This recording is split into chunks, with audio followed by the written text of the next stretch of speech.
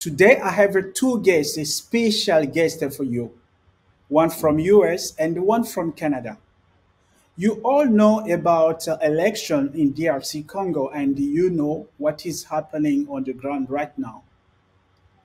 We discovered this morning that Mr. Denis Kadima, who's the director of Commission Electoral Independent of DRC Congo, has recalled, cancelled 82 candidacy of deputy.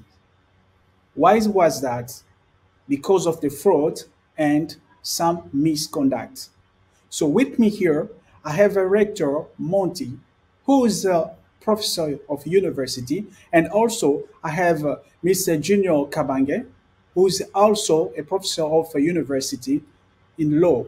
Both of them, we will talk about the situation of DRC and what's the future of DRC. Let us start by Mr. Kabange as a lawyer. Mr. Kabange, can you explain to us how does it look the situation right now in terms of Congolese law when people went to vote and there was mistrust and there was doing wrongly? How the law has a right to recall or to cancel? Okay. All right. Thank you very much for the question. Pretty much the law that organized election in DRC has provided some situation. How can I say that? That address this issue of shortcomings into the organization of elections. Um, of course, looking at the situation right now, the way it is, I will. I can make a comment later on the specific situation, but if I have to explain the way the law organizes it, you have to look at Section 75 of the Electoral Law that says that whenever there is irregularities or shortcomings that happen during the electoral process, if the election has to be like there is three options. You have to submit a request first to the court that is in charge of the electoral contention, and then they will make an evaluation to see if the amount of the electoral fraud or irregularities are in such a way to impact on the final result. Okay, so if there is an impact on the global result, then the court will have to cancel everything. If there is impact only in some areas, then they will do a partial cancellation, like they will cancel part of it.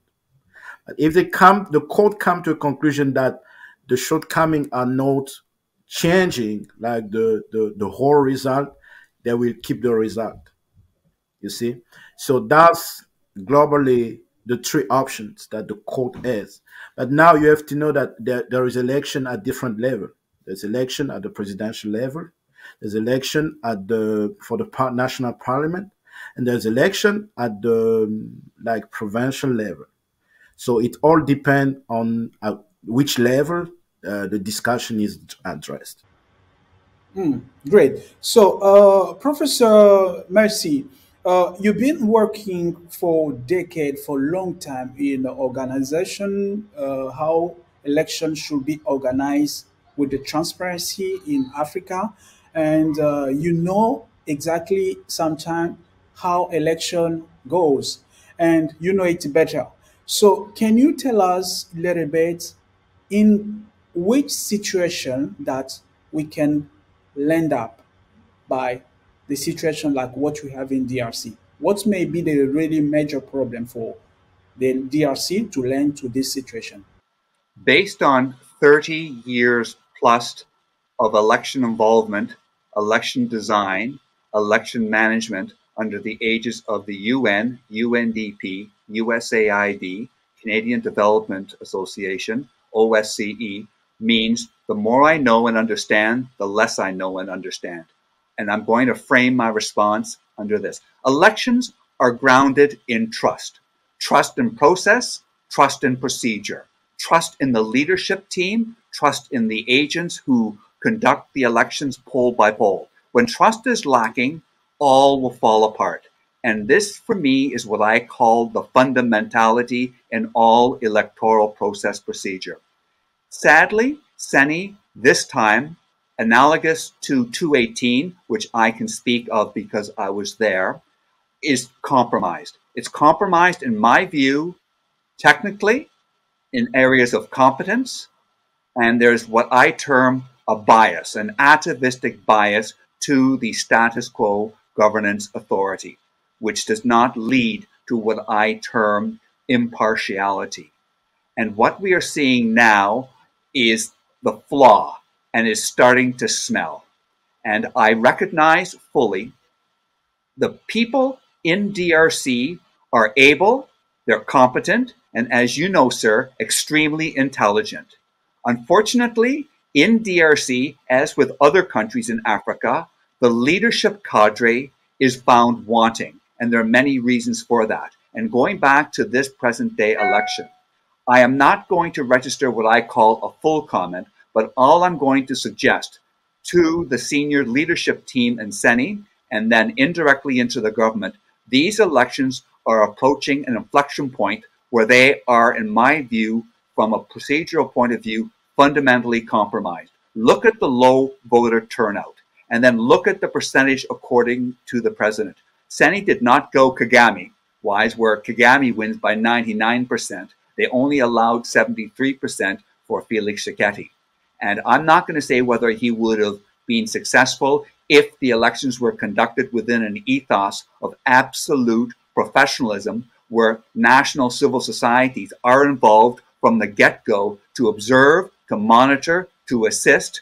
Chances are, I suspect he would have used the office, which is all fair and reasonable, and he would have eked out a plurality. Because unlike, say, Liberia, that it's based on first past the poll. There are no runoffs. So you could win as low as 30%, depending on how the other many candidates have done. So I'm going to conclude with this. To me, CENI has breached the ethical trust in conduct of elections. They have demonstrated themselves as being grossly incompetent.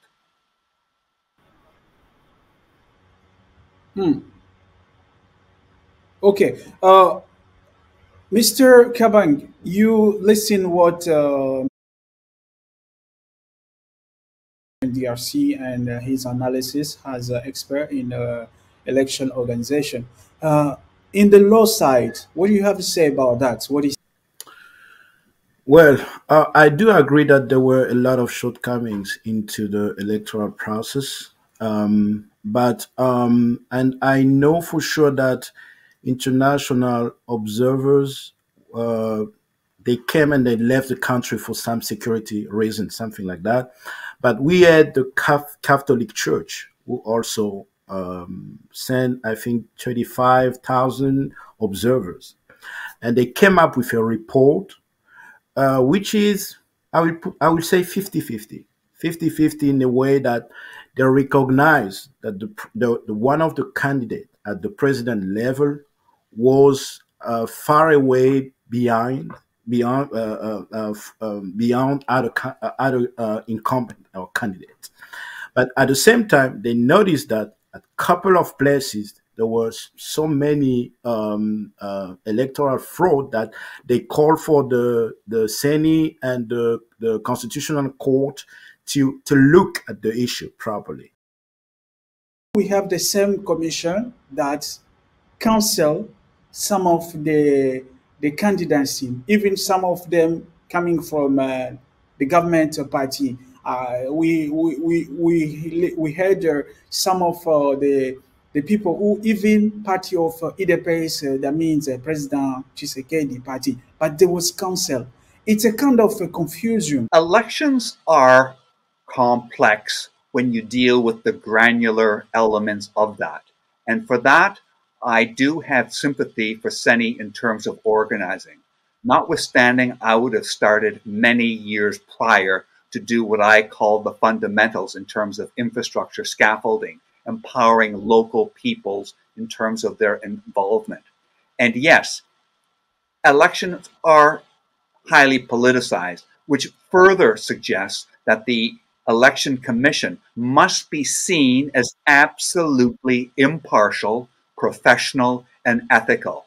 They need to demonstrate that time and time and time to engender, build up trust among the citizen so they will respect the outcome and do their best in terms of ensuring that the vote is properly registered in terms of eligibility, taking time, that the quality of materials, when you think of $1.2 billion, and now it's all blowing in the wind. I'm telling you, the smell is starting to grow.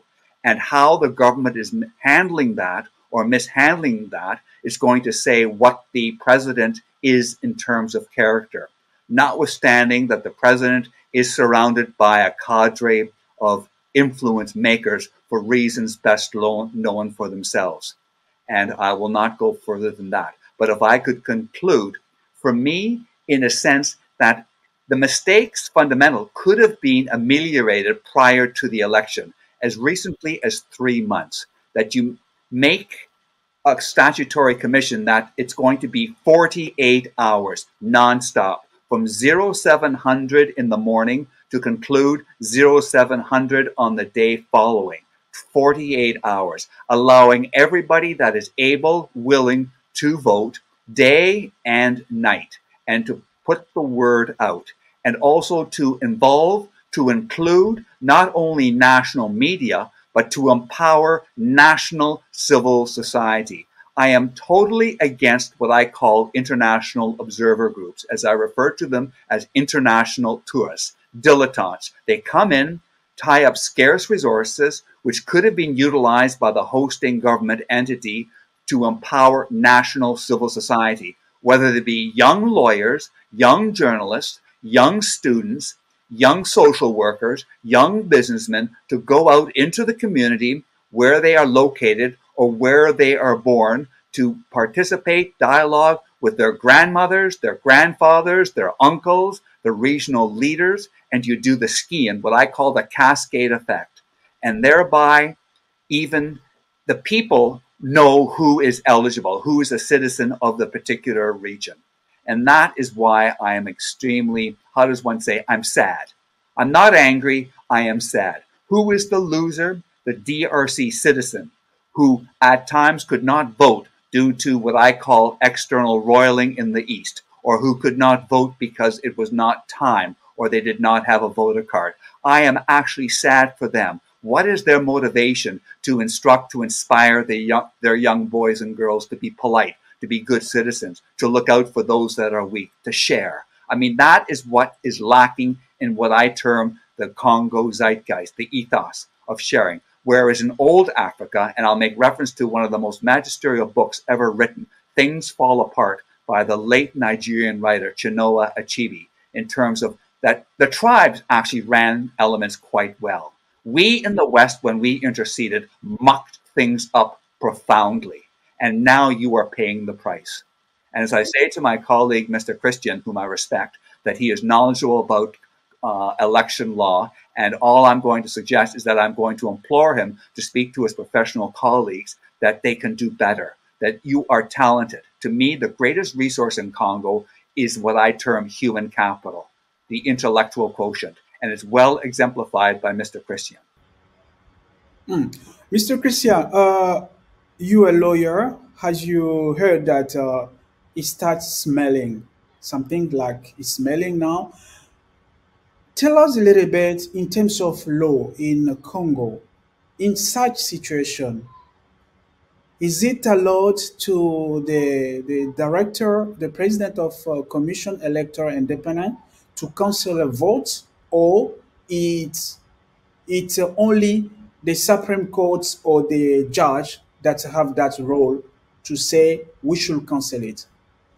Does it have a power to cancel those attitude, because according to what we saw on the ground now, some people starting to protest. We saw many video of Jantini Ngobila people protesting that they said that there was no right for the commission to cancel those votes. Tell us a little bit about that in the law side.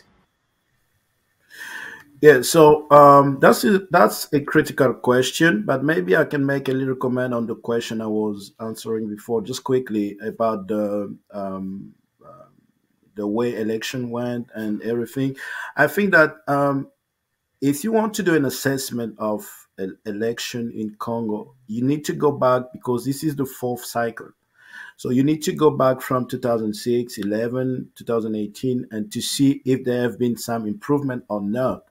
And when you look at what happened this time, of course, the general picture is not really good, but there are some aspects that are positive, like the fact that the National Election Commission is going to give a chance to all the people to check at the end of the result. Now, coming back to this issue of electoral fraud, there's a lot to say about it.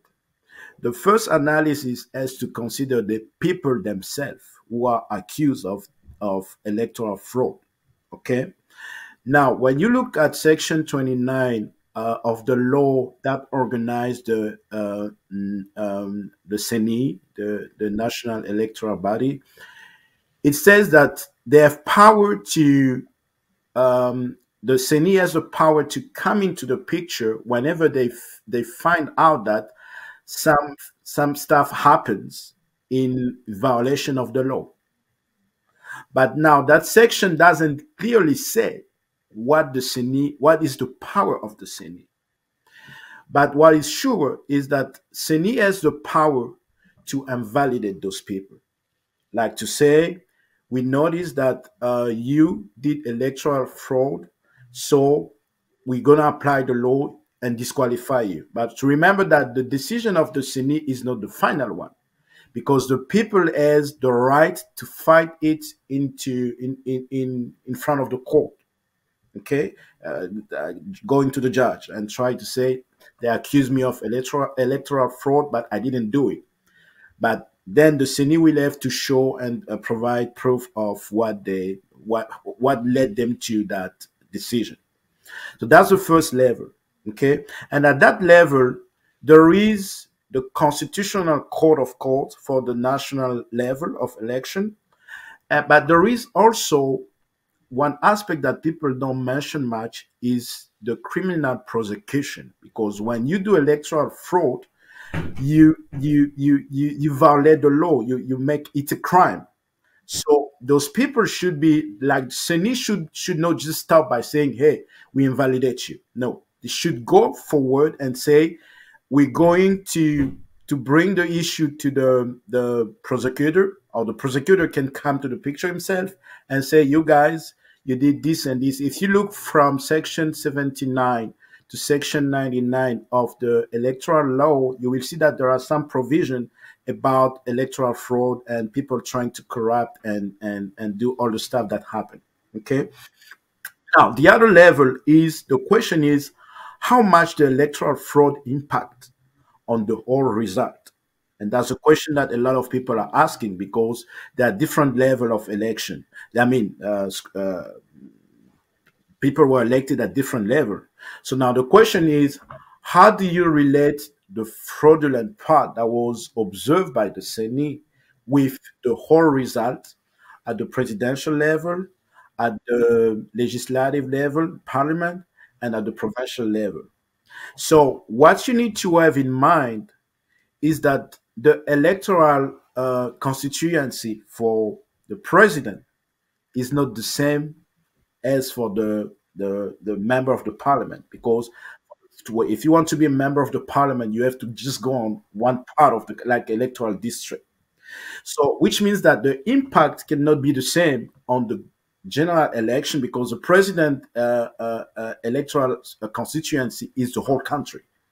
See, now the CENI has the responsibility to go before the constitutional court to explain how the fraudulent part impact on our level of election. Okay, so from a legal perspective, that's what needs to be done. I hear you on what I call the micro level, but on the macro level, I mean $1.2 billion was expended on these elections. Approximately 43% of the population voted. I'm not even talking about who was eligible. That's a low number. And then from that, you have 73% allocated to the incumbent or incoming Félix Tshisekedi. There is a gross overriding situation. And to invalidate the election is basically saying $1.2 billion is for nothing. That is a large, large overreach. And I don't believe it would be in the best interest of the nation state DRC to go that far. But nonetheless, I do want to place as emphatically as I can state, CENI leadership is incompetent. CENI leadership totally mishandled the situation. Whether they were instructed to, direct or indirect, I do not know. And even if I did, I do not comment. So I'll plead res ipsa loquitur. The thing speaks for itself. However, I am extremely sensitive to you, Mr. Christian, that on a micro level, you are indeed correct. Because the real power, but it goes to what I call the veil of legitimacy. And for the president, you want to be deemed as legitimate, because that adds to what I call the moral suasion in a proper prescriptive manner, allowing you to do descriptive legislation when you have the prime minister and appoint the cabinet. Right now, that veil has been shattered. That veil has been torn. And what is happening now is going to be very, very interesting. I may have some suggestions, but I would not want to be in the shoes of the CENI chairman right now, nor would I like to be in the shoes of the senior people in the office of the president, because his term has not yet expired. So I'm not even going to talk about what I call the caretaker convention, because that is another exegesis we could go. But now we're dealing with elections. I hear you. I don't necessarily disagree with you, but I do not agree with you, sir, absolutely. To me, on the micro scale, you are absolutely properly right, because I'm not going to contest electoral law with a Congolese educated lawyer. I know my limitations. And on that, I suspect you're on square for us. But what I am going to advance is what I call the larger construct, that the elections, are they going to be seen by the people as truly, fairly reflecting their choice decision? And I'm forced to come down on the side, no. Okay. Okay, let me ask you a question, Dr. Monty.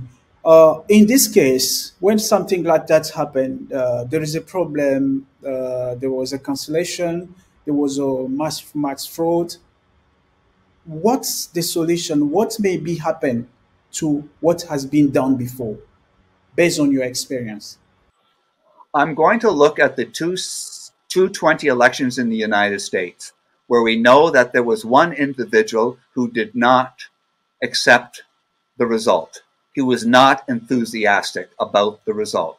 And he still to this day alleges that he won the election fair and square. The reason that the process survived is that the electoral institution in the United States was sufficiently strong to withstand this robust antagonism directed towards it. CENI is not yet occupied that status. CENI as a construct institution is quite fragile, quite weak, and it only goes by the last result. And the 2018 election, I still don't know how that turned out, but I can assure you the individual that was, shall we say, appointed president did not win the plurality. And I can state with absolute certitude, he did not even come in second.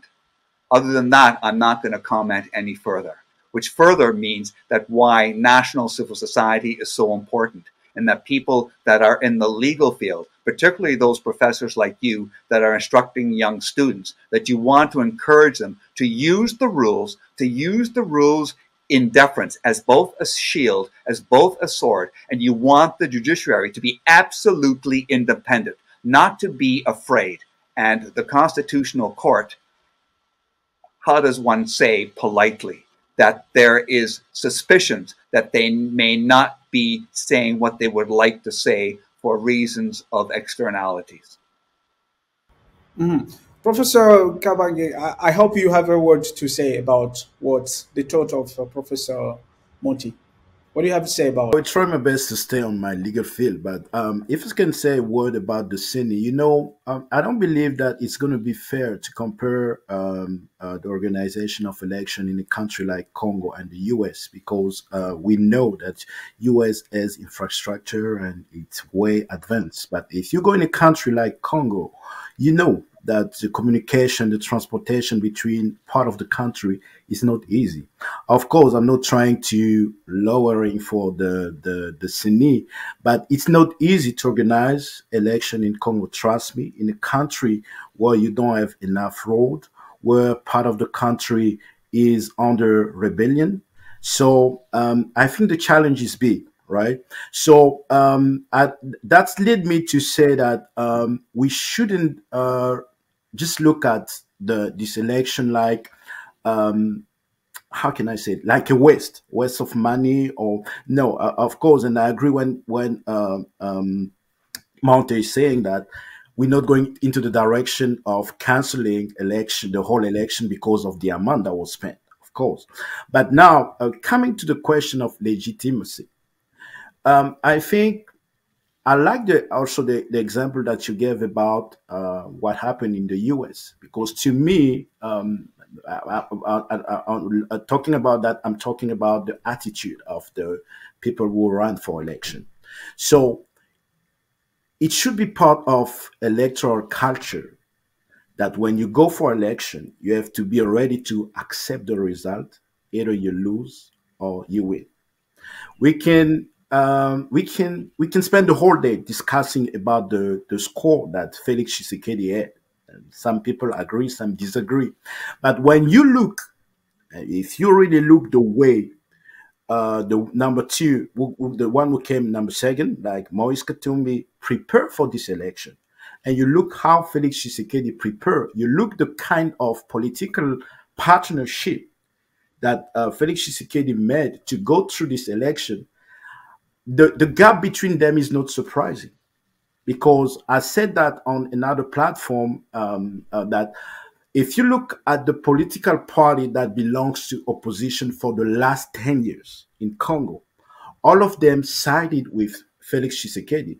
And if you look the way they are grounded in the country, you will see that you find them on the center for UDPS. You go with UNC of Vital Kamerhe in the eastern part, and you take MLC of Jean-Pierre Bemba in the Equateur. So the fact is that people in Congo are not yet mature to know that they have to vote because there's a political program or no. They go by what the local leaders tell them.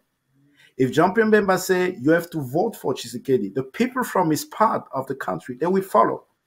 That's the sociological aspect of the election in Congo. That's why I agree with the fact that people need to be empowered to understand what it's implied to vote for somebody into president at the presidential level. And but of course, my conclusion is that at this stage, I will encourage people to follow the process that the law has established. Because if we decide to go outside of the process that the law has established, then anything can happen.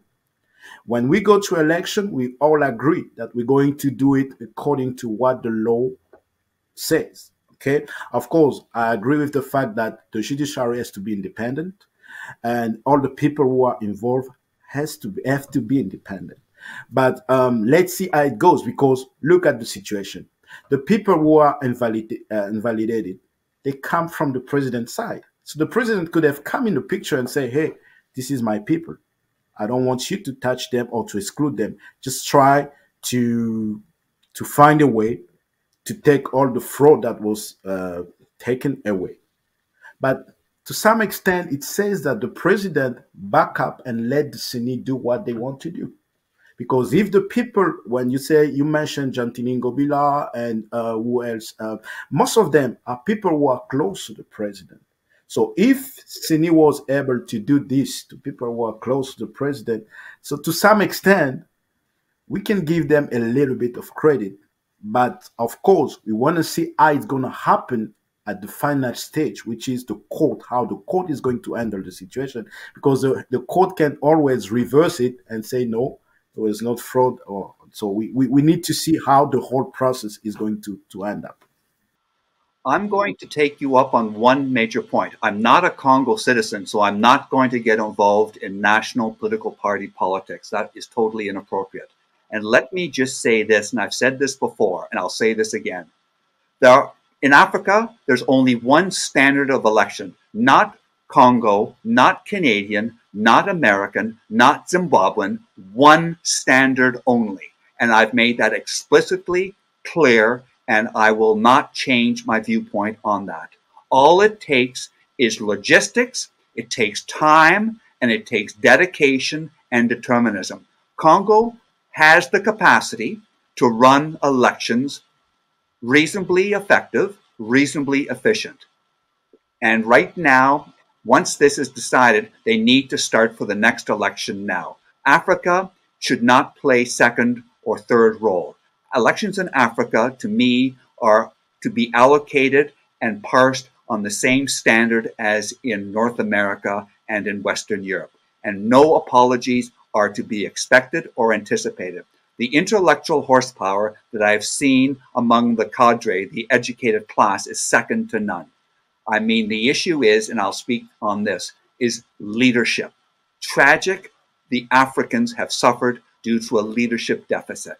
There are many reasons for that, but I'm not going to hold that out as an apology. Someone has to break that Grundnorm. Someone has to stand up and saying, this is it, this is enough. I'm going to govern within an ethos of open objectivity. I'm going to institute with teeth a commissioner that's going to investigate all expenditures made by the office of the president, by all my ministers, when they come in, how their monies are going, monies going in, investigate all contracts to minerals, ensure that the equity is there to empower national DRCs, not just to pull the minerals, but also more importantly, this is getting slightly off topic, but to manufacture the higher skilled trades. And you, being an academic professor, know this all too well in terms of employment, because for lawyers, there are very few places to seek employment. One is with the government and the others with Western type of industry or Western capitalized industry. And there's very little in between. And it's basically, how does one say, a waste of intellectual horsepower. And for me, that's very, very sad.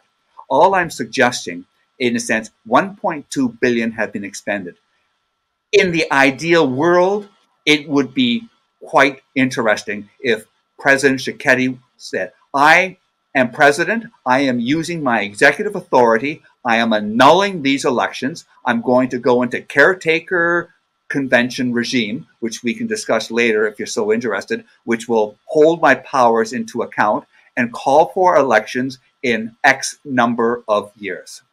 And let's do it right and empower a truly independent. I suspect that's going to be very unlikely, but nonetheless, I hear what you have to say, Mr. Christian, and I respect what you say. But the point is, elections are value neutral. They do not ascribe to politics, direct or indirectly. That is what I call the moral normative ought. It's basically you find a citizen and you allow him or her, truly independent, to go into an enclosed space without fear or favor and declare his or her choice, regardless of what external politicians may suggest. And I underline the word suggest. And that's how I'm going to conclude. But I hear you, sir. I hear you very well, and I respect what you say. Okay, so yeah, Christian, can you say something, Mr. Christian? Can you say something? I just want to say we totally agree on what election is to be. When you speak about standard, we are at the level of idea. But when you come to reality on field, there's no way you can compare what happened in the Western world and in Congo. Definitely. I've been there and I know exactly what I'm talking about. But of course, speaking of suggestion, because you emphasize on that word, it means that we need to improve. Definitely. We can't stay where we are and say it's going to be like this always. No, we have to improve. That's why I mentioned that if you want to know whether we are moving forward or not, we need to go back to 2006 and see if the same mistake are coming over and over. And I think that logistical part is one of the main challenge since 2006. Now, coming to what Felix Tshisekedi has to do, I don't really believe that it depends on him, because remember that the way to exercise power is defined by the constitution. And there is a way to do things. If he decides to go outside of the constitution today, that might be a problem, because the constitution provides that the country has to be around for the next 5 years based on election. Now, pretty much understanding what you're saying, you're trying to say that because of what happened in this election, you should try to call everybody and sit on the table and try to go for a transition and maybe see if we can have better election. But I don't think that will be the solution, because the transition is not going to bring legitimacy for sure. And knowing the Congolese politician, they will try to extend it 2 years, 3 years, 5 years, and it's not going to help the country, because we don't only have political challenges, we have economic challenges and social challenges. What I would suggest at my level is that despite the fact that the election were not perfect, and I even heard the minister in charge of information saying that the president might be open to work with some of the politicians from opposition who will be willingly to join him.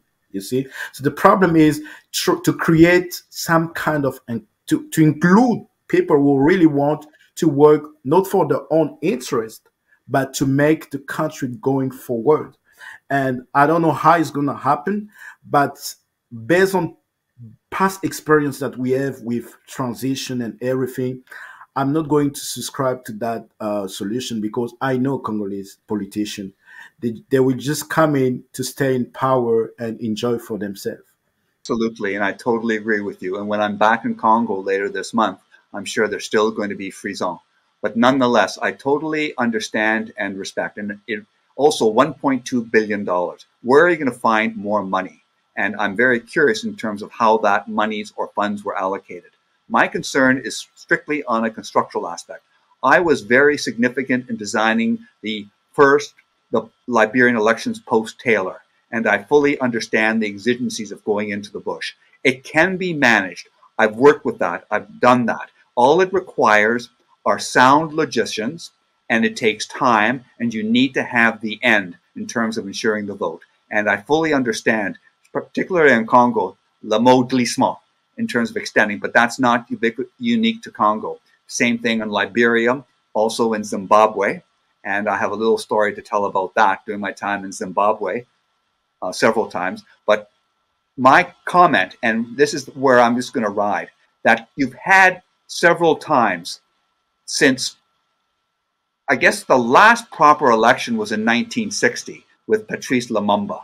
And of course, I mean, not that he was a perfect man, he was fundamentally flawed. And there was external agency writ large. You had the Americans, you had Russia, and how he was decapitated. It was unseemly. And he spoke with passion. And yes, he was flawed. And then it just ricocheted under Mobutu and not quite recovered. And yes, I'm optimistic. And with people like you, and hopefully you're going to inspire your colleagues in terms of, say, the next go around. But yes, these elections did not merit the $1.2 billion. Did the people get their money's worth? I mean, there are a few that were elected probably did. And yes, 43% turnout for whatever reason, 73% of the end vote. I mean, that's protecting your lead. How much is enough? And as Joe Kennedy said over his son when he bought off Chicago in 1960, because Nixon actually won the election, I don't want to spend a penny more than one vote just to get you over the top. And Richard Nixon, for all his flaws, due to his credit, did not contest the 1960, because the election in 1960 was won or lost in Chicago. daily controlled the precincts. And he just wanted to wait for the vote. And then you can go back to landslide Lyndon Johnson, who won by 37 the nomination in Texas for the Democratic Party, which virtually guaranteed him becoming senator. So there's election fraud big time in the States. No country, even in Canada, but we do it on a small level. But nonetheless, to say for a perfect election, it does not exist. But there's the ascription, and that's all I'm going for.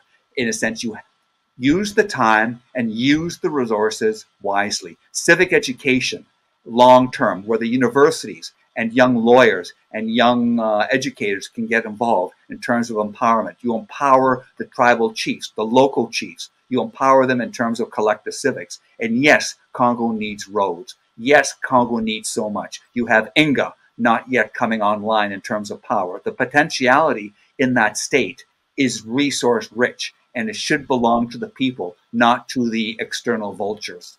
And I'm not going to say whether aided and abetted by the executive or the politicians. I did not say that. Oh, let's move on. Let's move on. Okay. My question now is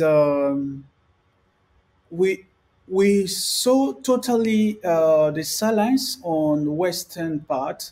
The West are quite silent. We see U.S. Embassy in Kinshasa issue a statement that they recognize what has been said from Seni, but they need more uh, transparency and independent investigation about fraud, whatever that's happened.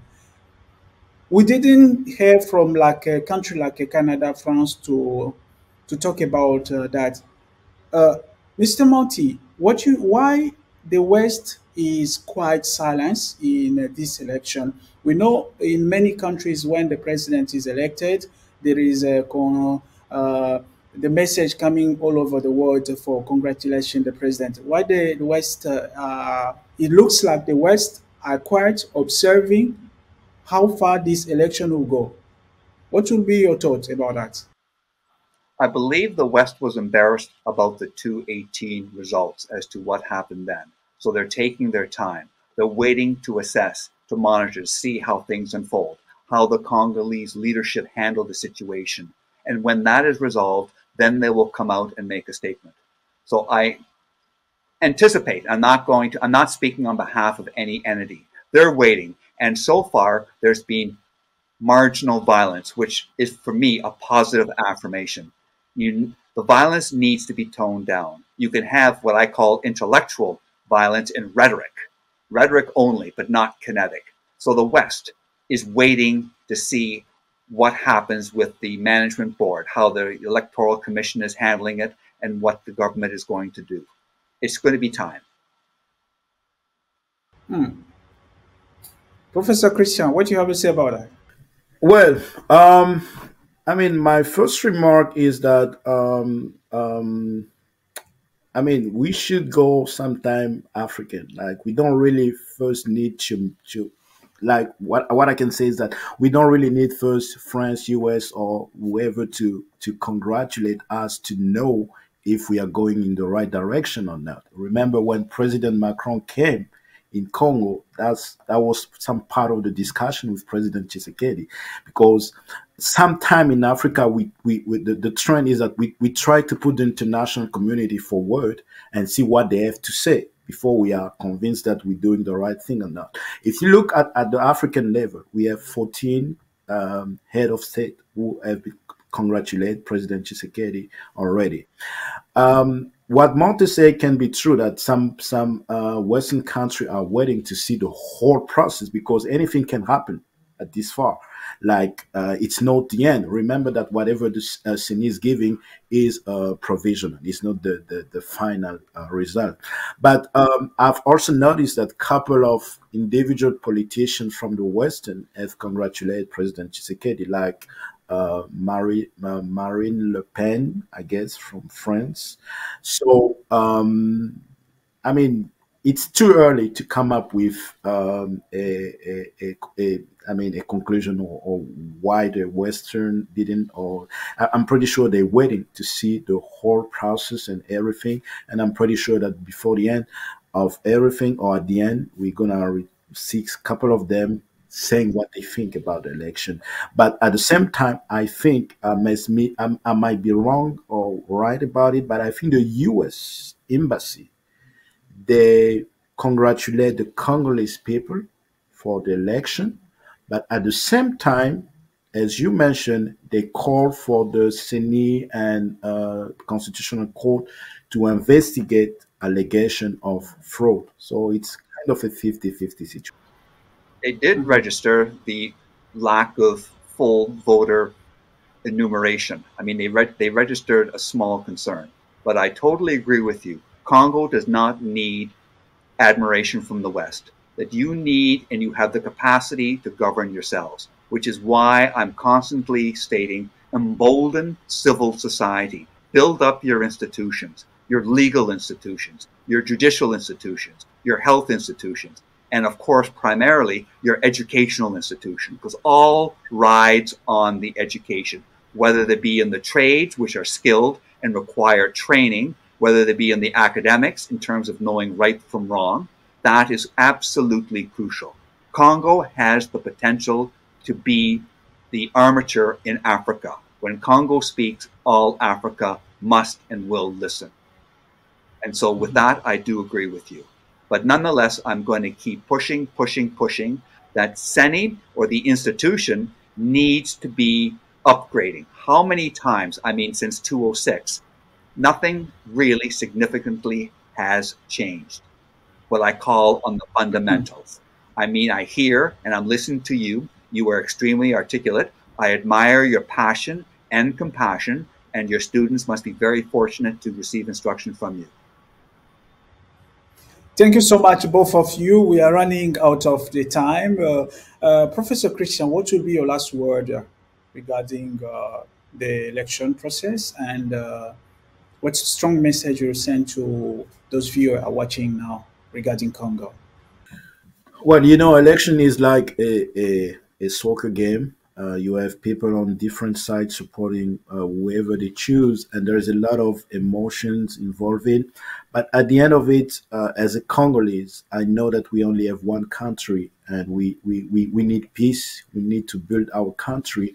So my suggestion is that the people who are going to go for in political leadership, like after this election, must be aware that they carry a big challenge. They're facing a big challenge to move Congo forward. And I will even call on President Tshisekedi to make sure that the people is going to choose to work with on the political leadership level are going to be people who are going to advance his agenda for the country, not people who are going just to come for their own business and interests, because that's the main challenge that we have in Congo, political leadership. We can have, like, the law is fine. If you check the law explains to you what you need to do. But the reason we have shortcomings, and even going back to what Monte said about fundamentals of the Senate since 2006, it has to do with political leadership. We need people who are really aware of the fact that when I come into power, when I come into leading the country, I'm not working for myself or for my family. I'm working for the community, and I need to do my best to take right decision to move the country forward. As long as we're not going to reach that level, we can have nice legal structure, and everything can be clear, but things are not going to move forward. So I just pass my best wishes to the people who are going to be next, like President Tshisekedi and other people in the government. But I hope they will raise the standard a little bit higher in government. I will echo what Mr. Christian said, and I will go further. Empower national civil society. I hear what you say. You are absolutely correct. And like yourself, I'm going to extend a pleading to President Tshisekedi to ensure that his governance is grounded in service.